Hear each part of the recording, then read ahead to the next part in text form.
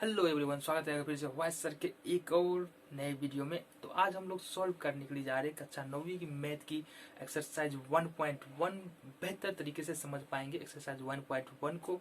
तो आप बने रहे हमारे साथ। देखते हैं क्वेश्चन नंबर 1 को। तो हमको लिखना है 0 को P/Q के रूप में लिखना है, जहाँ P और Q जो है ना वो पूर्णांक होगा और Q बराबर 0 नहीं होगा। तो ये हम जानते हैं इस तरह की डिफिनेशन जो है ना वो परिमेय संख्या की है, यानी कि 0 को हमको परिमेय संख्या के रूप में क्या लिख सकते हैं इसको बताना है।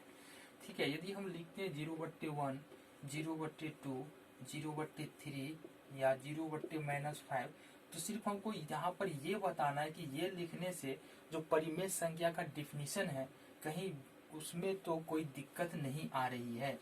तो यहाँ पर परिमेय संख्या डिफिनेशन क्या कह रहा है कि P/Q को लिख सकते हैं, P और Q पूर्णांक होना चाहिए।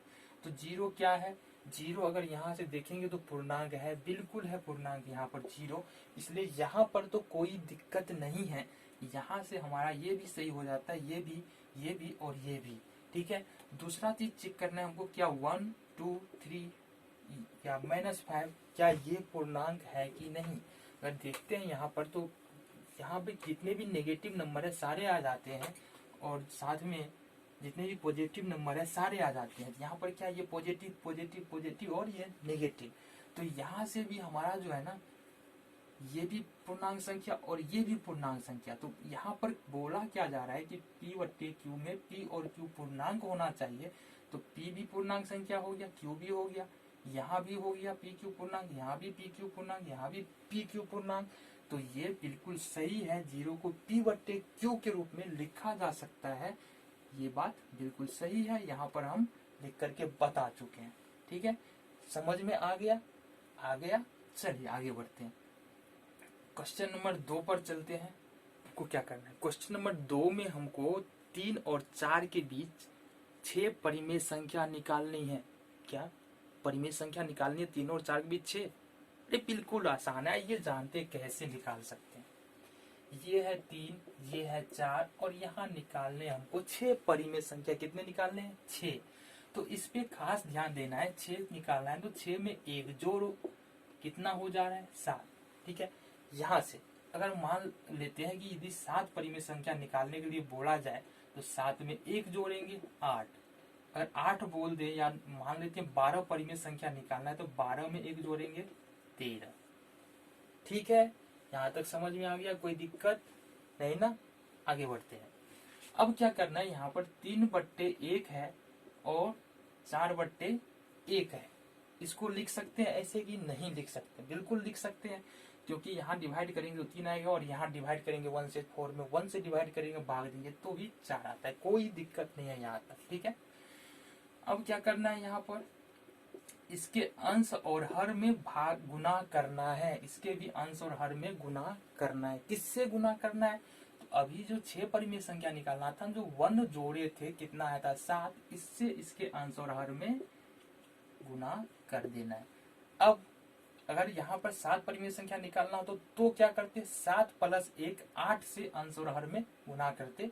अगर 12 निकालना था तो 12 + 1 13 से अंश और हर में गुना करते, अंश और हर में गुना करते। ठीक है, तो यहां से हो गया, कितना आ जाएगा? और ये आ जाएगा, ठीक है, 7 × 21/7, 7 × 4 = 28/7।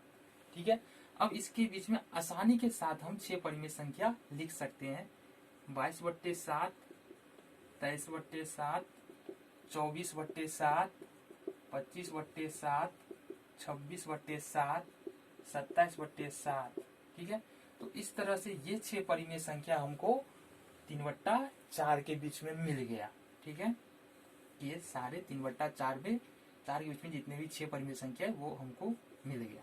ठीक है, समझ में आ गया? आगे बढ़े? नहीं बोल लो। ठीक है, आगे बढ़ते हैं। क्वेश्चन नंबर 3 हमारा कहता है कि 3/5 और 4/5 के बीच फिर से हमको कितने परिमेय संख्या निकालने हैं? 5 परिमेय संख्या निकालने। अब पहला वाला तो आसान था, बट्टे में नहीं था, अब बट्टे में आ गया तो इसको भी हम फट्टे में उड़ा देंगे। कैसे उड़ा देंगे देख लेते हैं। क्या किए थे, यहाँ पर 5 निकालने हैं, 5 में 1 ऐड करेंगे 6 हो जाएगा। ठीक है, अब इसको क्या करेंगे 3/5 एंड 4/5 फिर से लिख लिए, जैसे है वैसे लिख लिए, कुछ नहीं किए। अब इस 6 से इसके ऊपर और नीचे और इसके ऊपर और नीचे गुना कर देना है। 6 का 18, 30, यहाँ से 24 और 30। कोई दिक्कत कहाँ से हुआ ये, क्योंकि हमको 5 परिमेय संख्या निकालना है, इसलिए 5 और प्लस 1 ये 6 निकालना रहता है, तो 6 प्लस 1 करते, फिर इससे ऊपर और नीचे क्या करते, गुना करते। अभी हमको कितना आया 18/30 और 24/30। ठीक है, अब इसके बीच में आसानी के साथ हम 5 परिमेय संख्या लिख सकते हैं। 19/30, 20/30, 21/30, 22/30, 23/30 एंड 24/30। तो ये कुल मिला के 5 परिमेय संख्या हमको 3/5 और 4/5।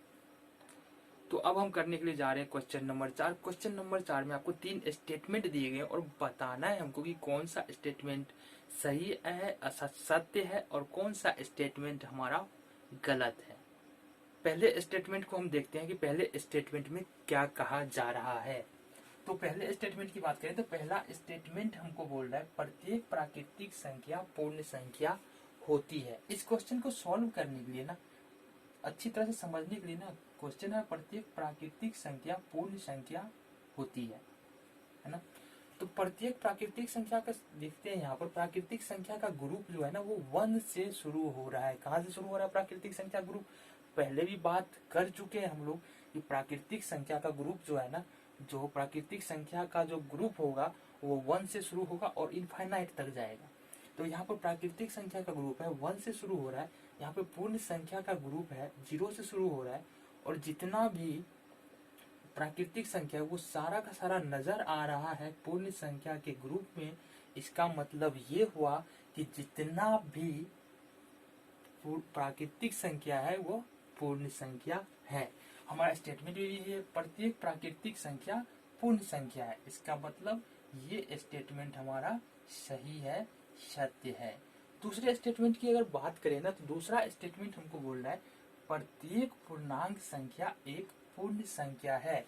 तो यहाँ पर फिर जाएंगे, प्रत्येक पूर्णांक संख्या की बात करेंगे तो पूर्णांक संख्या में तो पूर्ण संख्या तो होता ही है, ये 0, 1, 2 यहाँ पर ये सारे पूर्ण संख्या है, लेकिन इसके अलावा इसके ऋणात्मक मान भी ऐड हो जाते हैं, जुड़ जाते हैं।